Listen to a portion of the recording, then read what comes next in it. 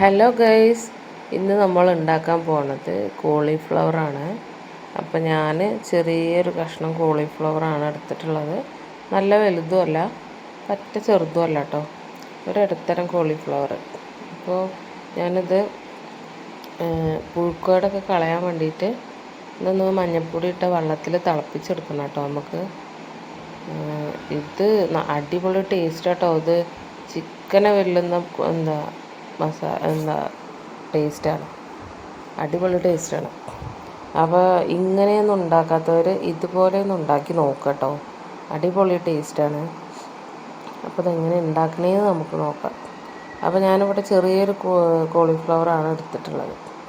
അപ്പോൾ അതിൻ്റെ തണ്ടും ബാക്കിലുള്ള ആ സാധനങ്ങളൊക്കെ ഞാൻ കളഞ്ഞിട്ട് അതൊക്കെ മാറ്റി ചെറിയ കഷ്ണങ്ങളാക്കി വെച്ചു. പിന്നെ ഒരു പാൻ അടുപ്പത്ത് വെച്ച്, ഞാൻ മഞ്ഞൾപ്പൊടി വെള്ളം തിളപ്പിക്കാനായിട്ട് വെക്കണ ഒരു പാനാട്ടോ ഇത്.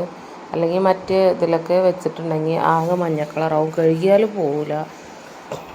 അപ്പോൾ നമ്മൾ വെള്ളത്തിൽ മഞ്ഞൾപ്പൊടി ഇട്ടിട്ട് വെള്ളം തിളക്കുമ്പോൾ ഈ കോളിഫ്ലവർ ഇതിലിട്ടിട്ട് ഒരു 2 മിനിറ്റ് തിളപ്പിച്ചെടുക്കുക കേട്ടോ. ഇതിലുള്ള പുഴുക്കുകളും അതിലെ വിഷാംശമൊക്കെ പോകാൻ വേണ്ടിയിട്ടാണ്.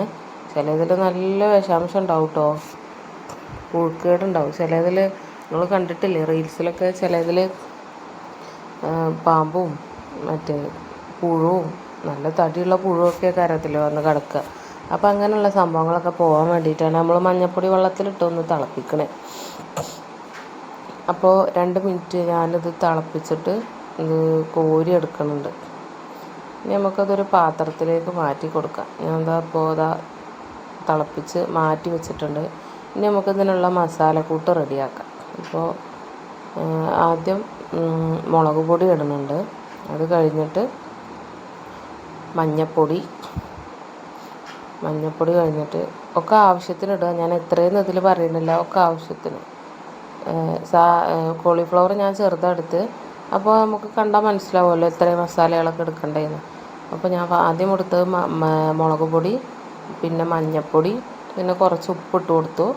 പിന്നെ നമുക്ക് 2 സ്പൂണ് കടലമാവ് ഇട്ട് കൊടുക്കുക. കടലമാവ് ഇട്ട് കൊടുത്താൽ നല്ല ക്രിസ്പി ആയിട്ട് കിട്ടും കേട്ടോ, നല്ല ക്രിസ്പി ആയിട്ട് കിട്ടും. പിന്നെ 2 സ്പൂണ് മൈദ. എനിക്കിവിടെ കോൺഫ്ലവർ ഇല്ലാത്തതുകൊണ്ട് ഞാനിവിടെ മൈദ എടുക്കണം. അപ്പോൾ 2 സ്പൂണ് കടലമാവ്, 2 സ്പൂണ് മൈദ, 1.5 സ്പൂണ് ഇഞ്ചി വെളുത്തുള്ളി പേസ്റ്റ്, പിന്നെ 1/2 സ്പൂണ് വലിയ ജീരകത്തിൻ്റെ പൊടിച്ചതാണ്, പിന്നെ 1/2 സ്പൂണ് കുരുമുളക് പൊടി.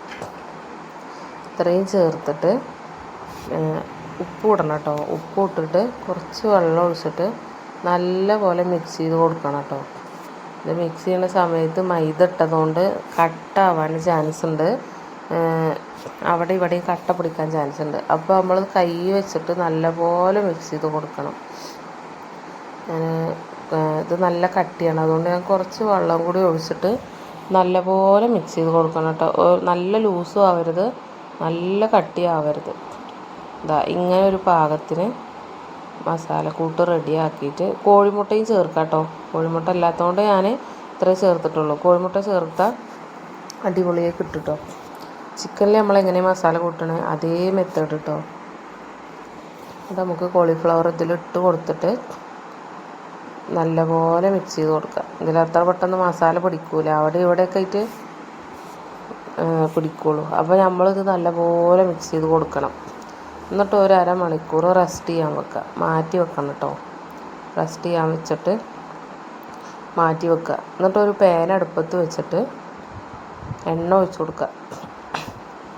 ഞാൻ 1/2 മണിക്കൂറല്ല, 1 മണിക്കൂർ ഞാൻ റെസ്റ്റ് ചെയ്യാൻ വെച്ചിട്ടുണ്ട് കേട്ടോ. അത് മസാല കൂട്ടിയിട്ട് ഇനി മസാല കൂട്ടി ഫ്രിഡ്ജിൽ വെച്ചിട്ട് ഒരു 10 മിനിറ്റ് കഴിഞ്ഞിട്ട് ഫ്രൈ ചെയ്തെടുത്താലും കുഴപ്പമില്ല, മസാല പിടിക്കും കേട്ടോ. ഞാനിവിടെ നല്ല പിടിക്കാൻ വേണ്ടിയിട്ട് 1 മണിക്കൂർ മാറ്റി വെച്ചിരുന്നു.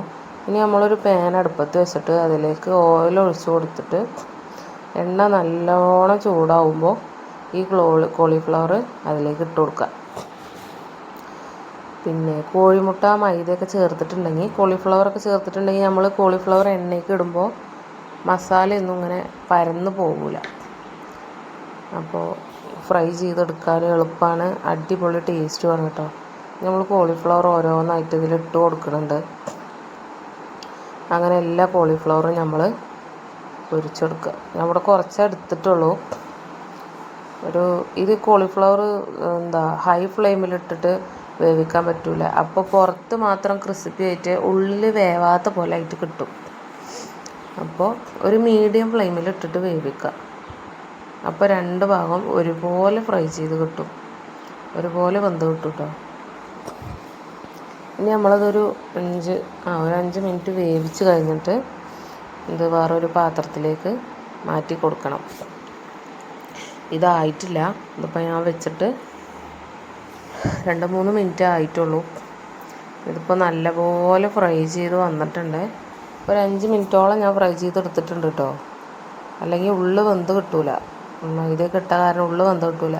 അപ്പോൾ നമ്മൾ നല്ലപോലെ ഫ്രൈ ചെയ്തെടുത്തിട്ടുണ്ട്. ഇനി നമ്മളിതൊരു പാത്രത്തേക്ക് കോരി മാറ്റുക. എന്നിട്ട് ബാക്കിയുള്ള കോളിഫ്ലവറും പാടെ പൊരിച്ചെടുക്കുക. അപ്പോൾ ഞാൻ ഇതൊക്കെ പാത്രത്തേക്ക് മാറ്റിയിട്ടുണ്ട്. കണ്ടോ, നിങ്ങൾക്ക് കാണുമ്പോൾ തന്നെ അറിയാം, അടിപൊളി, കാണാനും നല്ല രസമാണ്, തിന്നാനും അടിപൊളി ടേസ്റ്റ് കേട്ടോ. ഇതേപോലെ മാറ്റിയെടുക്കണം. അപ്പോൾ അടുത്ത ട്രിപ്പ് ഞാൻ അതുപോലെ കോരി മാറ്റിയെടുക്കുന്നുണ്ട്. ഇത് 2ാമത്തെ വട്ടം ഞാൻ ഇട്ടതാട്ടോ. അതേപോലെ മറ്റേതും അതേപോലെ ചെയ്യണം. അത് കണ്ടാൽ തന്നെ നമുക്ക് വായിൽ വെള്ളം വരും. അപ്പോൾ അതേപോലെ മാറ്റിയെടുക്കുക. കണ്ടാൽ തന്നെ മനസ്സിലാവും, നല്ല ടേസ്റ്റ് കേട്ടോ. ചിക്കൻ കഴിക്കണ പോലത്തെ ടേസ്റ്റാണ് കോളിഫ്ലവർ ഇതുപോലെ മസാല കൂട്ടിയിട്ട് പൊരിച്ച് കഴിക്കാൻ. അപ്പോൾ മസാലയൊക്കെ റെഡിയായി. ഇനി നമുക്ക് ഇത് സെർവ് ചെയ്യാം. അപ്പോൾ ഇത്രയുള്ള കണ്ടോ, കണ്ടാൽ തന്നെ അറിയണ്ട, നല്ല സ്പോഞ്ച് പോലെ ആയിട്ടുണ്ട് കോളിഫ്ലവർ.